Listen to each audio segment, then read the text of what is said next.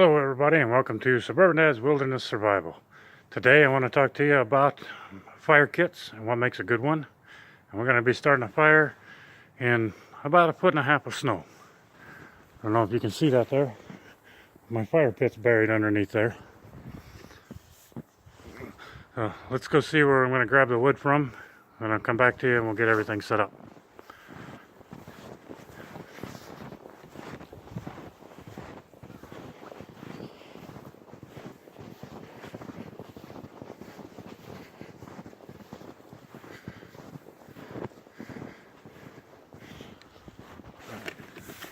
So our firewood kindling and fire starting stuff under here.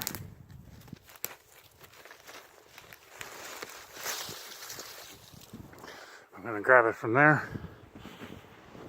Our firewood is right there.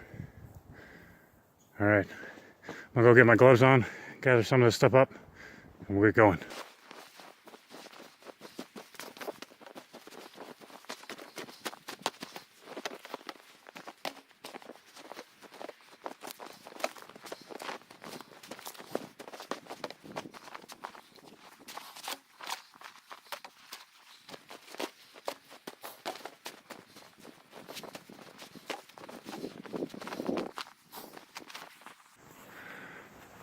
Alright, so here we are.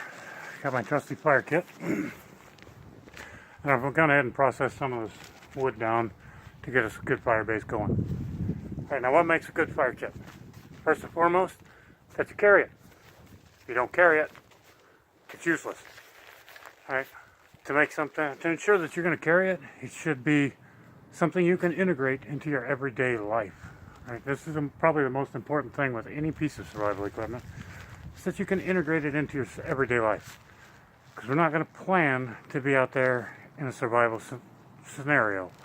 It's going to happen when we least expect it and are least prepared for it. If we've integrated survival equipment into our everyday lives, then we're going to have that stuff with us. So here's my fire kit. It's simple, it's lightweight, it's cheap. That's why it's integrated in my everyday carry.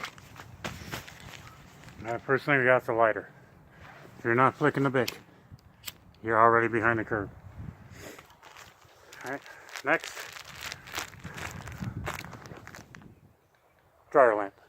Simple dryer lamp. Kept in a Ziploc bag to keep it nice and dry. Squeeze all the air out of it. Super light. We've all got this stuff laying around.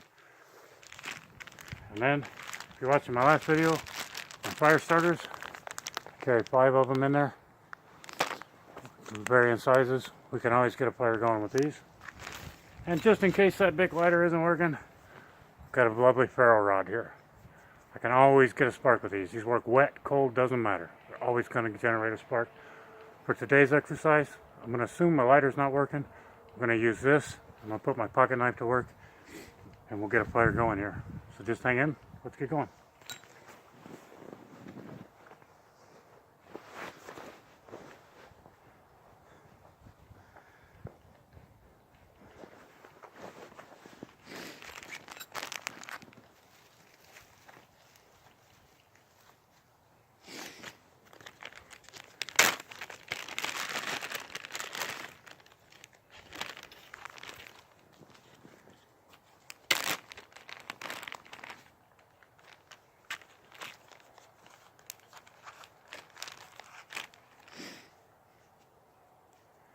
Fluff that up a little bit.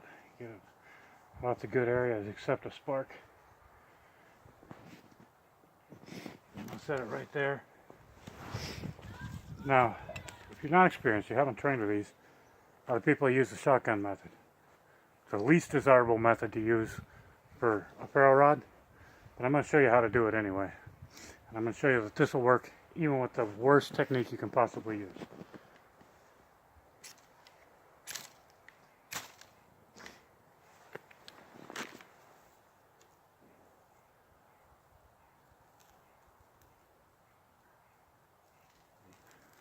Got a fire starter going there. Get that down in here.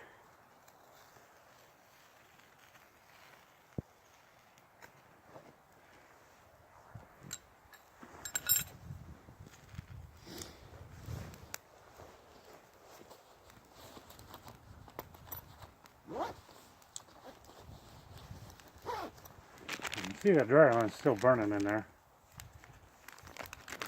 It's a testament to how great this stuff is as a fire starting piece of equipment.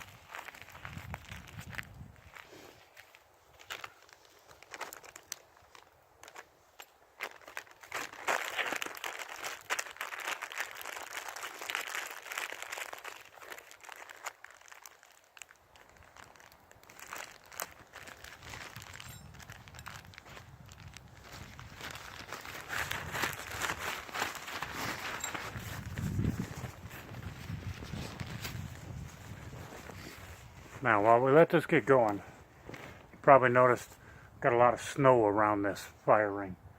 I'm not worried about that. Right? And the reason I'm not worried about that, snow is mostly air. As it melts, it's going to suck back into it. So the water that melts is going to suck back into the snow. And it's not going to pool down underneath my fire. So I'm really not concerned with the snow that's around it.